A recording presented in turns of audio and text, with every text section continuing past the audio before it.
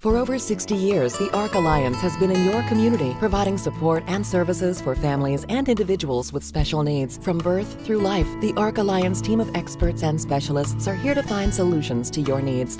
For years, we felt alone as we take care of our son. The ARC Alliance support team brings compassion and understanding to our family and provides hands-on solutions. The ARC Alliance, we're here to help you today. For more information, call 610-265-4700 or visit thearcalliance.org.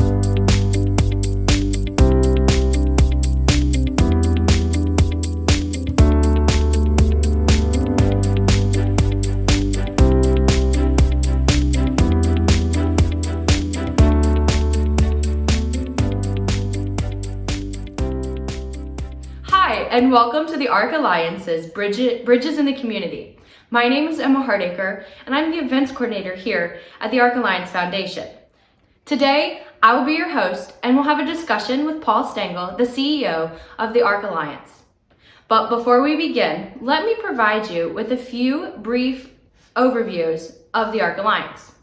The ARC Alliance was established in 1951 by a group of concerned parents, and today we remain a family focused on charitable organizations that provide a variety of support and services to individuals with disabilities and their families. Several things that we cover are early intervention, which supports children 0 to 3, advocacy, supports coordination, guardianship and rep payee, which supports individuals throughout their entire life, a variety of individuals and family-focused groups and support programs. And in addition to the ARC Alliance, it's a great resource for supports on wide ranges that discuss issues and concerns at the legislative level. For more information, go to our website, www.thearcalliance.org, to check it out. Thanks! Well, welcome everybody back to our BCTV episode here. Today I have our CEO of the ARC Alliance, Paul Stengel, and today we're going to talk a little bit about legislative issues. How are you doing today? I'm doing great, and it's good to see you again. You too. So let's dive right in, and let's talk a little bit about the services that the ARC Alliance here provides to individuals with disability and autism. The major three services we provide is one, service coordination, where if you have IDD or autism, you need to get a service coordinator, and they do an evaluation to see what services you need, how needy you are for those services. If they get you services, they will refer you to the right places, and they will monitor the quality of those services and see that the provider of your services is providing quality, good services. We also do a guardianship, and basically people who cannot make their own decisions at times need to get a guardian, and we provide the guardian services. And the other major thing we do is early intervention, and we work with families of children birth to 3 who are at risk or disabled, and we try to work with the family so we minimize the effect of the disability of the child. I'm pleased to report that after going through our program, 50% of the kids when they get to school do not need any extra supports or special ed. So it is a very cost-effective service, and we do that. We do a lot of other things.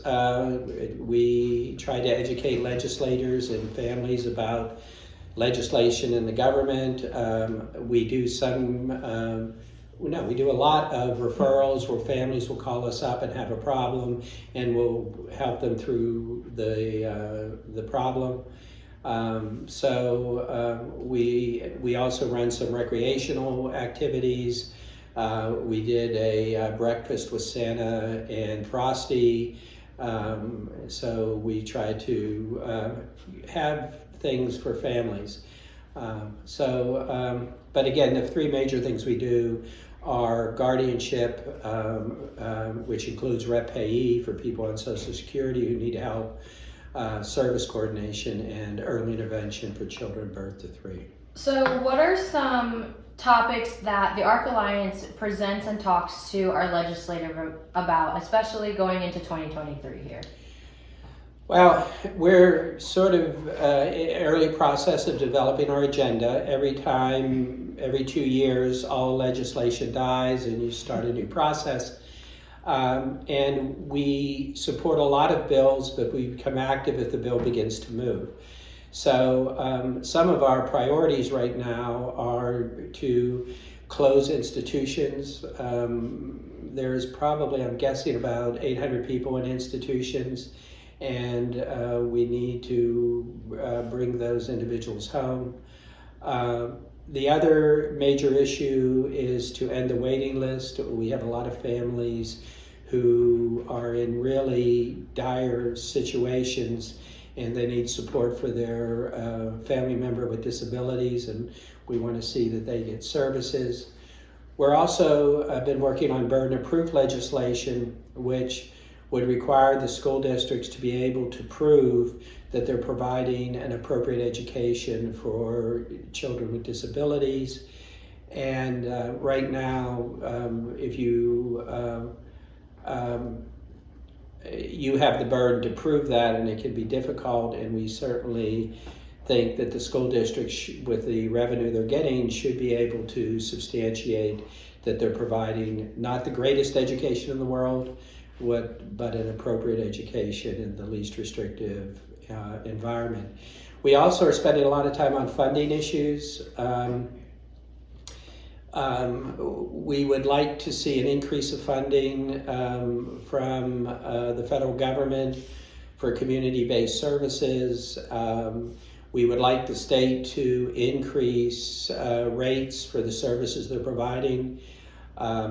Right now, there's a major crisis with in-home care where families get some respite and help from someone coming in the house and helping them. The rates are terribly low, and if we don't see an increase, I think a number of those individuals who provide those services will go out of business.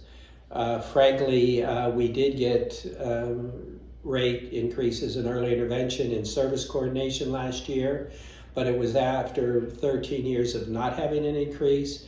And although we got 3 to 6% increases, every 12 years a 3% to 6% increase does not make it. So we will be continuing to ask the state to appropriately fund community-based services. I always sneeze there. I'm thinking like a room my nose, so I don't sneeze. Sorry. I was like, don't sneeze. You did a good job I was holding like, it. A sneeze would be nice. That would have been in the middle. I was like, oh, okay. So, many parents who have children in state-run institution would like to keep their children there. As you said previously, like our goal as the ARC Alliance is to bring those children home.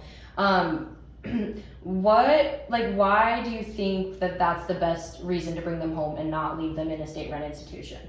Well, first of all, I want to say that I am very compassionate to families who have their children in institutions. When they placed their children, they probably had a medical doctor say, put your kid in an institution and forget them. The second thing is, for a lot of those families, an institution represents stability. It's been around 100 years. When I die, my kid will be still in this institution that's going to be around another 100 years. And along comes me or someone a lot younger than me and say, you shouldn't have put your child in an institution, they should be in the community. I understand them saying, no, a doctor told me to do this, I did it, it was the right thing, and it is a long-term solution to my child's needs. The reason we don't support it are basically twofold. There have been probably 50 studies on institutional care versus community care. Community care wins every time. When we litigated early in the 70s and late 60s for the closure of Pennhurst, we did a study. In every area that we measured, people did better in the community. And if they had inappropriate behavior, every area in the community, the inappropriate behavior got less. There's probably been, again, 50 studies that collaborated. People do better in the community than the institution. The other thing is we have a strong belief in choice, and we believe that if a person with a disability is seeing the community option versus the institutional option, they're going to choose the community option. There are not many people who do not have disabilities say, I want to live in an institution and sleep in a ward with 4 to 16 people, et cetera, in the middle of nowhere. I think it's reasonable to assume that if the person wasn't disabled, they would want to live in the community. So for those two reasons, one, it's better results if you're in the community, and two, we believe that people with disability want to be in the community. So we really don't see much choice of supporting institutions. The other factor is the cost factor. You can serve 3 people in the community for the cost of 1 person in an institution. And if you have as many people on the emergency waiting list, it seems like we should support the more cost-effective system. Can you talk about the reason that many states have decided to close their state-run institutions? I think the major reason is cost, and we talked about them being a lot more expensive. But I think another major reason is just the ethics of it. We are required in education and in human services to provide services in the least restrictive environment. It's because we've, as I said, seen that people do better in the least restrictive environment. And the states take that seriously, and the federal government takes it seriously, and they provide a lot of incentives and potential punishers for not developing community services. And again, I think it's twofold, or threefold actually. One is what people want, where people want to receive their services, 2, the cost of the services, and 3, the services are better. I think it's a trifecta that you can't argue with. Can you also talk about the crisis that is facing community-based programs that provide services for individuals with disabilities and autism? The major problem that community programs are facing is recruitment and retention. There are providers that have a 45 to 50% vacancy rate in direct care staff. You cannot run a workshop or a group home or a day program if you don't have 50% of your staff. I say this with great sadness. There are people who are not being served appropriately in existing community programs because of the staff shortage. And part of the problem is our direct care staff are not paid enough. Our middle managers aren't paid enough, and a lot of our directors are not paid enough. And if you increase the salary of direct care staff, where our focus is right now, you're going to have to increase the salaries across the board. And I have a lot of fear that we may better address direct care staff, but they're not going to find the funding to maintain middle managers. The state has recently recommended substantial increase in the rates for community-based services. Do you believe that this will obviously resolve the crisis that we have of retention in those programming? The state's increased funding has a problem. A lot of the funding was one time and was centered around the epidemic and COVID. And that money's gone, so that's going to be a problem. And a lot of rates are going to be reduced now that the pandemic is ending. And again, I think when the pandemic started, we were probably paying $12 to $13 an hour. Frankly, we're probably able to pay in the community $14 to $15 an hour. It probably needs to be $18, $19 an hour. So although the lift that the state did, we need to make permanent the funding increases that they made, and we need to go and increase the salaries better. I mean, if you go to Amazon or Wawa, they're talking $20, $25 an hour plus bonuses. When you work residential, can be a crazy schedule. It also can be on your mind 24/7. It's not a 9-to-5 Right. job. And frankly, people say, I'll get more money and it's easier to do. So we're not able to keep staff as long as we did. So the answer is, I praise the Wolf administration and the legislators for the increases they gave, but we need to make them permanent and we need to continue to increase those salaries. The number of individuals on the waiting list for services has decreased drastically over 20 years. Can we talk a little bit about who's still on the waiting list and why it's important that they need to be taken off that waiting list? First of all, I'm sorry to report that last year the waiting list grew for the first time in 20 years. Bummer. Well, we need to decrease it again. Well, we need to do that. And that was for the obvious reasons. Right. People aren't expanding, they can't find staff, so Yeah. they're not growing. But each story is unique, and there are 3 waiting lists. There is the emergency, the critical, and the planning waiting list. And when we talk about the emergency waiting list, we're talking about people who need services now. And each one of those are individual, but let me give 2 examples. In the past, I've received a call where a person with Down syndrome showed up at a shelter and they weren't sure where he was from and didn't know what to do, and that individual needed some residential support immediately. I also have a number of families where the person with disability is 65, mom and dad took care of them, they're in their 90s. Yep. And sometimes dad has a heart attack or mom dies and they can't maintain the support they need for their child with disability. Those are the people who are on the emergency waiting list. And again, it would be very nice if we could alleviate that list. Now, a person who's not on the emergency list, someone who came out of high school and maybe was employed for a while and then lost their job. Now they don't have any day programming. They need help to find a job. That's not an emergency. Right. But that person certainly is in need of support. Recently, the Supreme Court has increased the roles that apply to guardians in Pennsylvania. Can you talk about some of those changes, and can you indicate whether the ARC Alliance supports those changes or not? The Supreme Court sets roles up, and the local counties have some flexibility on whether they follow the rules or not. But the Supreme Court in Pennsylvania gave rules out, and we support them wholeheartedly. One of the rules is that you have to be certified if you have more than 3 individuals. We think that's a very good idea. Yeah.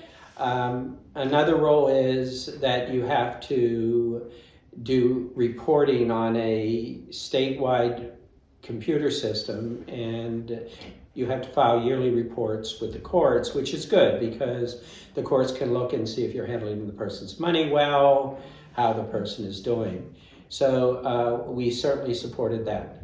There were some other requirements that we felt were as good. The problem is, for a lot of people, we were either receiving $100 a month for or receiving nothing for.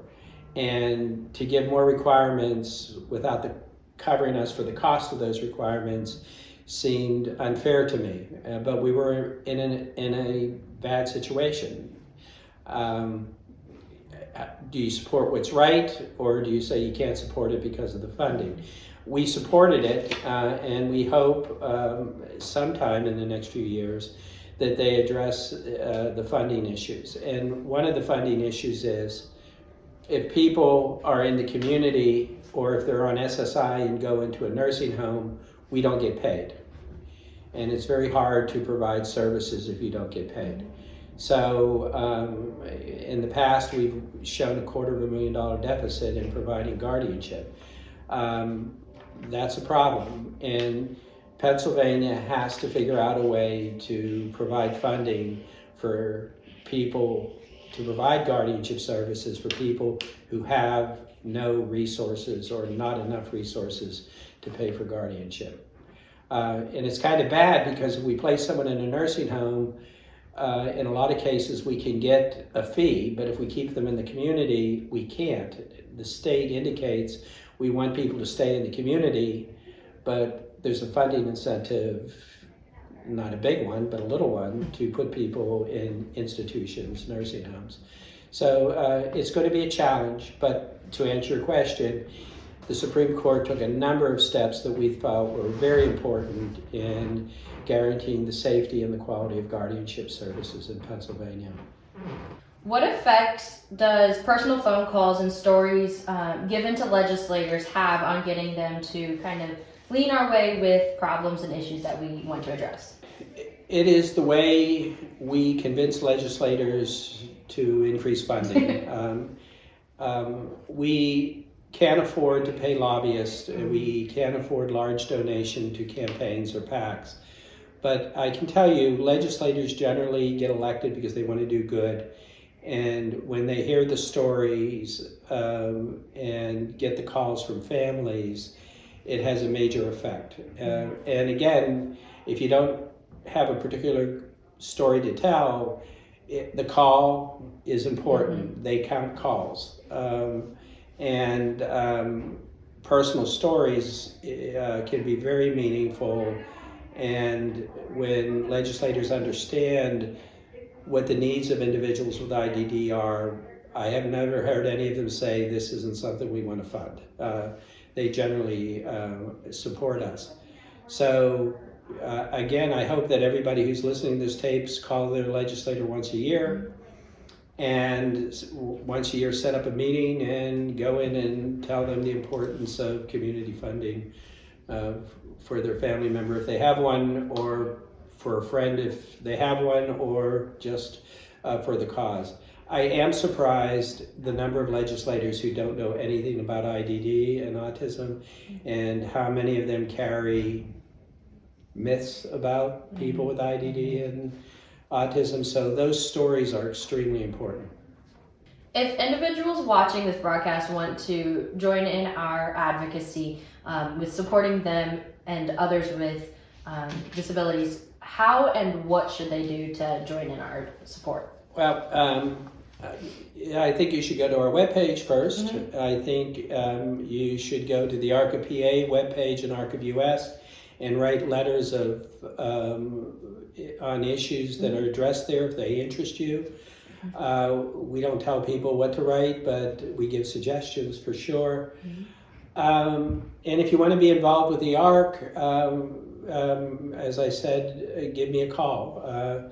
Our number again is 610-265-4700. I'm Paul Stangl, and if you want to be involved directly with volunteering around issues, I will talk about that.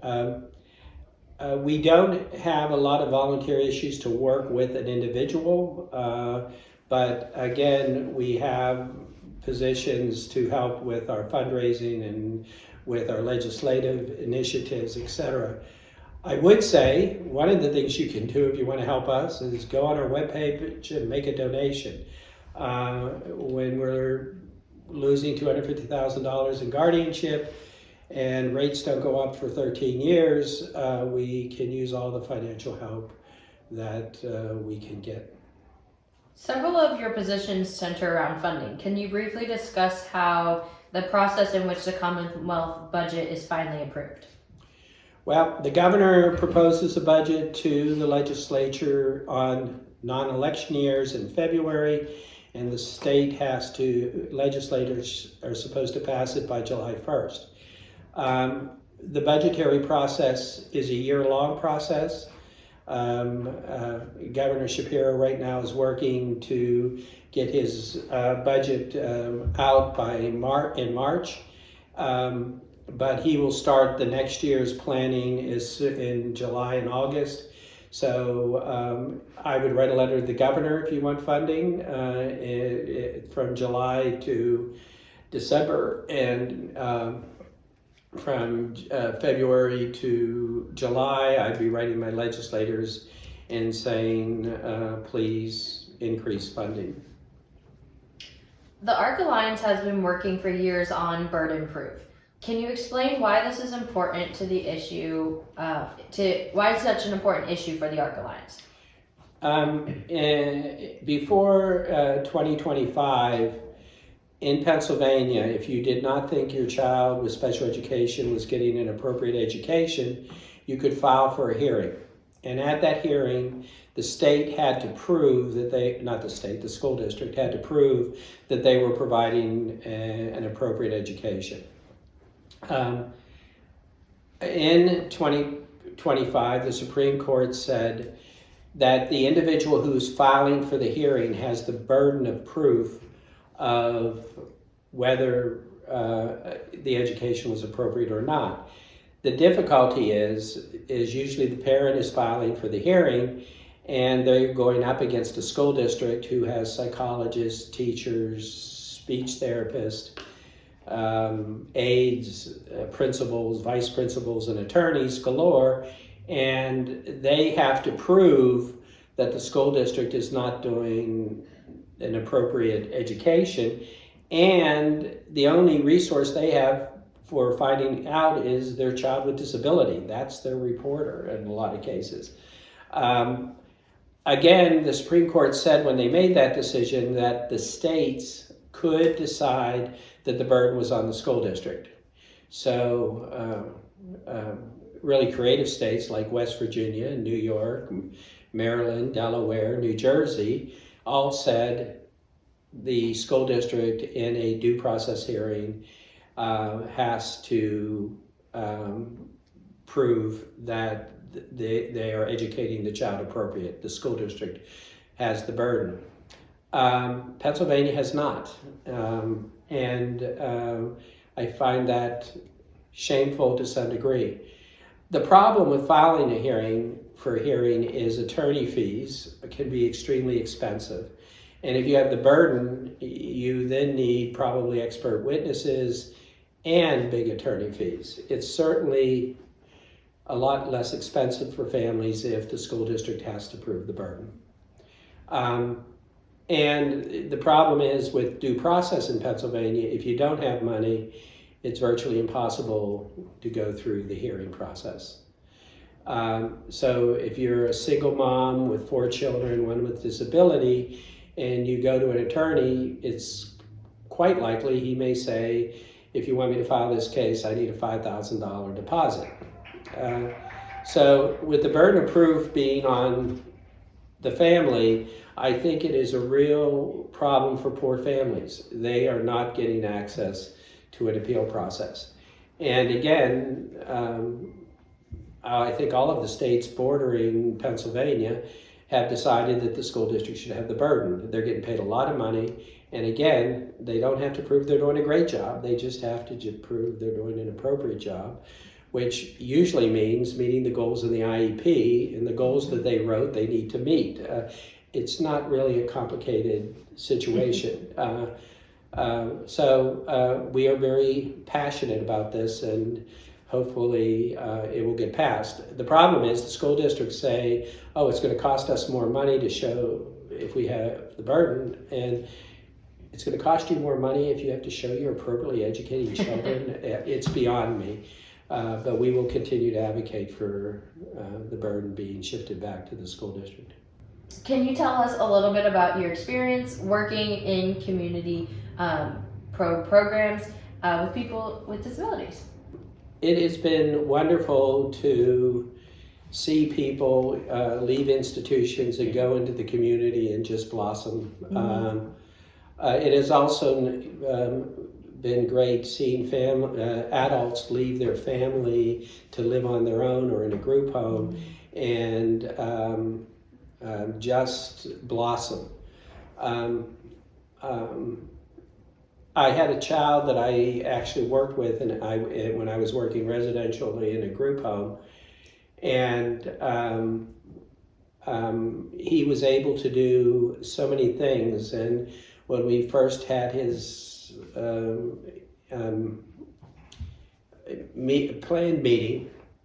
annual meeting, they were suggesting that he was phobic to animals, and I had taken him to the zoo, and he's done well.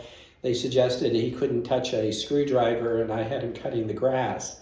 That experience and his independence meant a world to him. And when I first started working with him, they said he had an IQ of less than 10. I don't know what exactly that meant, but emotionally he was in tune to people better than anybody I knew, and he had areas where he taught me stuff. So it gave me a different impression of what community and that experience meant to people. So I just have so many stories where people either moving on their own or coming from an institution just blossom and do very well. It's been the highlight of my career, experiencing that. That's great. So if these are, like, community-based programs are obviously the best option for individuals because we see blossom in them. We see them becoming better. Why would somebody want to put them in that institutional-based system? Again, I think that's a little complicated, but I think when they place their child, they were told by a doctor, place your child. And a lot of times, place your child and forget about them. Over the years, I've had siblings call me and say, my parents just died and I found out I had a brother in an institution. What should I do? Secondly, the institution to them, for a lot of families, represents long-term care. And I think part of it is they didn't make the wrong decision when they placed their child. They didn't have options. But I think they read it, well, it was a mistake placing it. This person's telling me I made a mistake placing my child in an institution. And I think that's unfair. It wasn't a mistake. It was what the options were. But you don't want to say, I made a mistake. And they really didn't because there were not other options at the time. But again, a lot of families see permanency and they don't want to conceive that there was a better option than they made when there really wasn't at the time. Well, Paul, those are all the questions that I have for you today. Thank you for joining us once again on BCTV. Do you have any closing remarks for everybody before we sign off? Nope. Again, if you want to be involved, give us a call. And we deeply appreciate the support we have from the community and our legislators. Thank you for coming once again.